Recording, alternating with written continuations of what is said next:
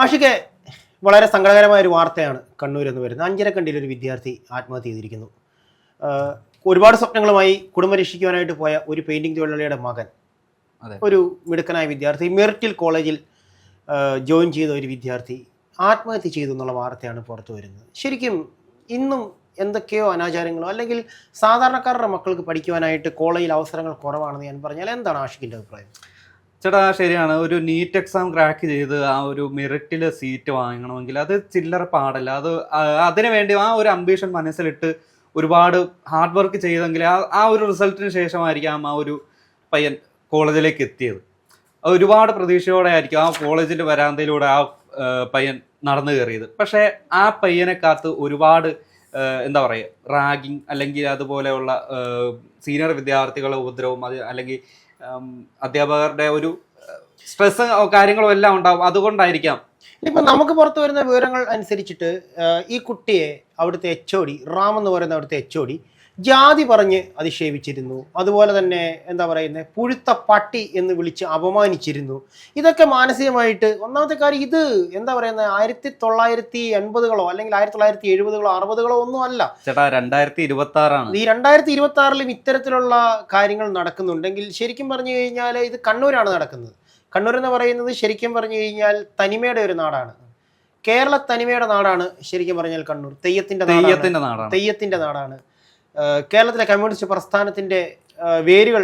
അതെ, കണ്ണൂർ ചുവപ്പൻ കണ്ണൂർ. പക്ഷെ ഈ സാധാരണക്കാർക്ക് വേണ്ടി ശബ്ദിക്കുന്ന ഈ കമ്മ്യൂണിസത്തിന്റെ മണ്ണിൽ ശരിക്കും പറഞ്ഞാൽ കമ്മ്യൂണിസം എന്ന് പറഞ്ഞു കഴിഞ്ഞാൽ എന്താണ്? സുഹൃത്ത്, സഖാവെന്ന് പറയുന്ന വാക്ക്. ഞാൻ ചോദിച്ചത് കമ്മ്യൂണിസം എന്ന് പറഞ്ഞാൽ എന്താണ്? കമ്മ്യൂണിറ്റി, കൂട്ടായ്മയാണ് കമ്മ്യൂണിസം. കൂട്ടിച്ചേർക്കപ്പെടുന്നത് അല്ലെങ്കിൽ കൂട്ടി നിർത്തപ്പെടുന്നതാണ്. അങ്ങനെ നിൽക്കുമ്പോൾ ഒറ്റപ്പെടുത്തലിന്റെ വേദനയിൽ ഇന്നും വർഷങ്ങൾക്ക് മുമ്പ് ഈ കേരളത്തിൽ നിന്ന് നിരോധിക്കപ്പെട്ട റാഗിങ്ങിന്റെ പേരിൽ ഒരു വിദ്യാർത്ഥി റാഗ് ചെയ്യപ്പെടുന്നു. സീനിയർ വിദ്യാർത്ഥിയിൽ നിന്ന് റാഗ് ചെയ്യപ്പെടുന്നു. HOD അവനെ ജാതി പറഞ്ഞ് അധിക്ഷേപിക്കുന്നു, അവനെ പുഴുത്ത പട്ടിയെന്ന് വിളിക്കുന്നു. ഒടുക്കം ആ മകൻ ആത്മഹത്യ ചെയ്യണമെന്നുണ്ടെങ്കിൽ ഒരു കാര്യമുണ്ട് ആഷിക്ക്. ഒരു മനുഷ്യൻ ആത്മഹത്യ ചെയ്യുന്നതിന് തൊട്ട് മുൻപുള്ള നിമിഷങ്ങൾ എന്ന് പറഞ്ഞു കഴിഞ്ഞാൽ അവൻ്റെ ജീവിതത്തിലെ ഏറ്റവും വേദന നിറഞ്ഞ നിമിഷങ്ങളാണ്. അത് ഏത് രീതിയിലുള്ള ആത്മഹത്യയാണെങ്കിലും ഈ ആത്മഹത്യയിലേക്ക് വരുമ്പോൾ വരം പോലെ കിട്ടിയ ഒരു ജന്മം ഒരു നിമിഷം കൊണ്ട് അവസാനിപ്പിച്ച് ഈ ലോകത്ത് നിന്ന് മടങ്ങണം. ഇനിയും ഒരുപാട് കാഴ്ചകൾ കാണുവാനുണ്ട്, ഇനിയും ഒരുപാട് സ്ഥലങ്ങൾ കാണുവാനുണ്ട്, ഇനിയും ഒരുപാട് നേടുവാനുണ്ട് എന്നെല്ലാം ആഗ്രഹിച്ചിരുന്ന ഒരു മെറിറ്റിൽ കോളേജിൽ അഡ്മിഷൻ കിട്ടിയ ഒരു വിദ്യാർത്ഥി അവൻ ആത്മഹത്യക്ക് തൊട്ട് മുൻപ് ആ കെട്ടിടത്തിൻ്റെ വെളുമ്പിൽ നിൽക്കും. ആ കെട്ടിടത്തിൻ്റെ ഏറ്റവും ഉയരത്തിൽ അവൻ താഴേക്ക് കുതിക്കുവാൻ തയ്യാറായി നിൽക്കും. അവൻ്റെ മനസ്സിലൂടെ എന്തൊക്കെ കടന്നു പോയിട്ടുണ്ടാവും. പെയിന്റിംഗ് തൊഴിലാളിയായ അച്ഛൻ, സാധാരണക്കാരിയായ അമ്മ, ആ സഹോദരന്മാർ, അതെ 2 സഹോദരിമാർ. ആ കുടുംബം രക്ഷിക്കുവാനായി നെടുമങ്ങാട് തിരുവനന്തപുരത്തിന്റെ, കേരളത്തിലെ 1ാമത്തെ ജില്ലയായ തിരുവനന്തപുരത്ത് നെടുമങ്ങാട് ഈ പറയുന്ന ഉഴമലയ്ക്കൽ നിന്നും ഇങ്ങ് കണ്ണൂരിലേക്ക് അവൻ വരുമ്പോൾ ഒരുപാട് സ്വപ്നങ്ങളുണ്ടായിരിക്കും. ആ സ്വപ്നങ്ങളെല്ലാം അവസാനിക്കുമ്പോൾ എത്രമാത്രം ആ ഹൃദയം വേദനിച്ചിട്ടുണ്ടാവും, എത്രമാത്രം അവൻ ഭയന്നിട്ടുണ്ടാവും മരണത്തെ. എന്നിട്ടും അവൻ ആ മരണത്തെ ചൂസ് ചെയ്തിട്ടുണ്ടെന്നുണ്ടെങ്കിൽ എത്രമാത്രം അവൻ്റെ ഹൃദയത്തെ മുറിവേൽപ്പിക്കുന്ന പ്രവൃത്തികൾ അല്ലെങ്കിൽ എത്രമാത്രം മുറിവേൽപ്പിക്കുന്ന സംഭവങ്ങൾ അവിടെ ഉണ്ടായിട്ടാകും അവൻ ചെയ്യുന്നത്.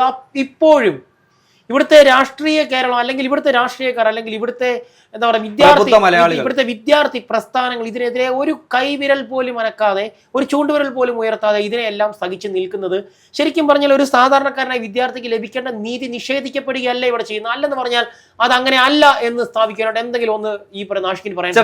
ഫസ്റ്റ് ഓഫ് ഓൾ ഇതൊരു ആത്മഹത്യ അല്ലെങ്കിൽ ജീവൻ നഷ്ടപ്പെടുത്തുക എന്ന് പറയാൻ ഉറപ്പിച്ചിട്ടില്ല. കാരണം ആ പയ്യൻ എല്ലാ വീക്കെൻഡിലും ശനിയാഴ്ച നാട്ടിലേക്ക് വരാറാണ് പതിവ്. ആ വീട്ടിലേക്ക് വരാൻ വേണ്ടി ട്രെയിൻ ടിക്കറ്റ് വീട്ടിൽ നിന്ന് കാശ് വാങ്ങി എന്നിട്ട് ശനിയാഴ്ച എത്തേണ്ടതായിരുന്നു. പക്ഷെ ആ ഒരു വീട്ടിലെത്തുമെന്ന് ഉറപ്പ് നൽകിയിട്ടും ആ ഒരു പയ്യനാണ് പിറ്റേ ദിവസം ഇവർ മരിച്ചെന്ന് വീട്ടുകാരറിയുന്നത്.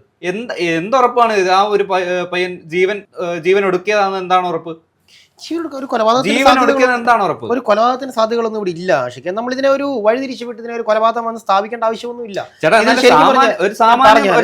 ഈ HODക്കെതിരെ ഇവൻ പരാതി കൊടുത്തിട്ടുണ്ട്. HODയുടെ നടപടി അതിന്റെ ഒരു പ്രതികാര നടപടി HODയിൽ നിന്നും ഈ പറയുന്ന ഈ നിതിൻ രാജിന് ഉണ്ടായിട്ടുണ്ട് എന്ന് നമുക്ക് കിട്ടിയിരിക്കുന്ന വിവരങ്ങൾ സൂചിപ്പിക്കുന്നുണ്ട്.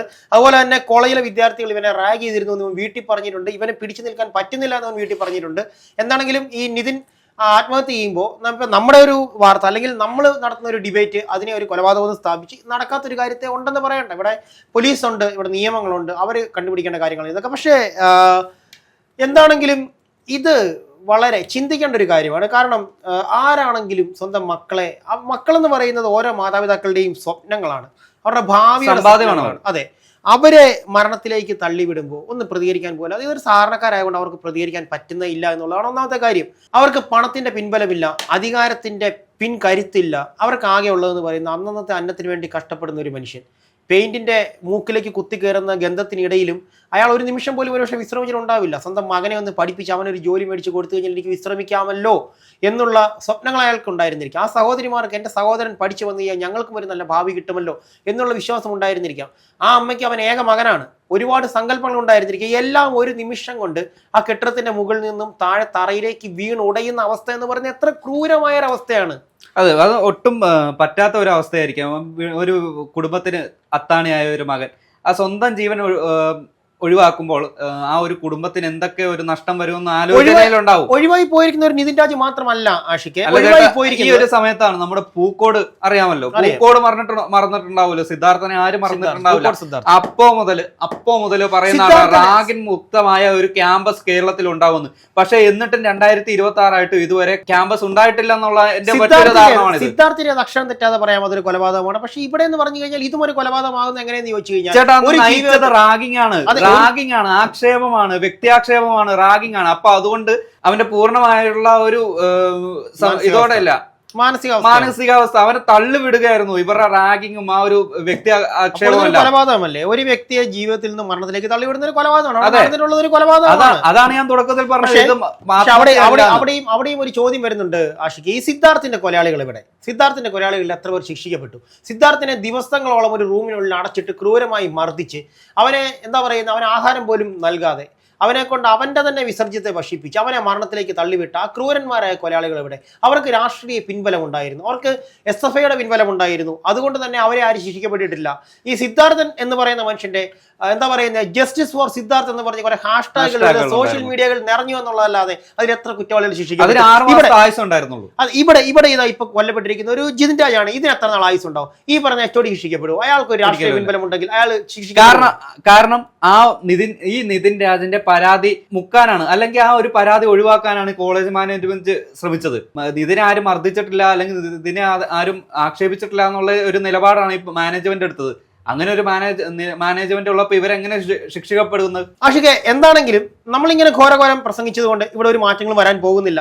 ഇനിയും ഇവിടെ ജിതിന്മാർ സൃഷ്ടിക്കപ്പെടും, ഇനി ഇവിടെ സിദ്ധാർത്ഥമാർ സൃഷ്ടിക്കപ്പെടും. കാരണം എന്ന് ചോദിച്ചു കഴിഞ്ഞാൽ ഈ ലോകം പണമുള്ളവന് കുത്തിമറിയുവാനും അവന്റെ ആവാസതരങ്ങൾക്ക് വേണ്ടി മാത്രം സൃഷ്ടിക്കപ്പെട്ടതാണ്. അവർക്ക് വേണ്ടി നിയമങ്ങൾ വഴിമാറും, അവർക്ക് വേണ്ടി രാഷ്ട്രീയക്കാർ വഴിമാറും, അവർക്ക് വേണ്ടി കാക്കിയിട്ട പോലീസുകാർ കാവൽ നിൽക്കും. ഇനിയും ജിതിന്മാർ സൃഷ്ടിക്കപ്പെടും. ഇനിയും രാജനെയും ലതയും പോലെയുള്ള ഒരുപാട് അമ്മമാർക്ക് മക്കൾ നഷ്ടപ്പെടും. പ്രതികരിക്കേണ്ട സമയമായിരിക്കുന്നു. അത് വെറും ഹാഷ്ടാഗിലൂടെയല്ല. ഇവിടുത്തെ പ്രബുദ്ധ ജനതയ്ക്ക് പ്രതികരിക്കാനുള്ള ശേഷി ഇന്നും നഷ്ടപ്പെട്ടിട്ടില്ല. അവരുടെ കൈകൾ ആരും തന്നെ ചങ്ങലയിട്ട് പൂട്ടിയിട്ടില്ല, അവരുടെ നാവുകൾക്കാരും പൂട്ടിയിട്ടില്ല. പ്രതികരിച്ചില്ലെന്നുണ്ടെങ്കിൽ ഇനിയും ഇത് ആവർത്തിക്കപ്പെടും. ഇന്ന് ഒരു രാജന്റെയും ലതയുടെയും കുടുംബത്തിലാണെങ്കിൽ നാളെ അതൊരു പക്ഷേ നമ്മുടെ കുടുംബത്തിലാവാം. അതുണ്ടാവാതിരിക്കട്ടെ.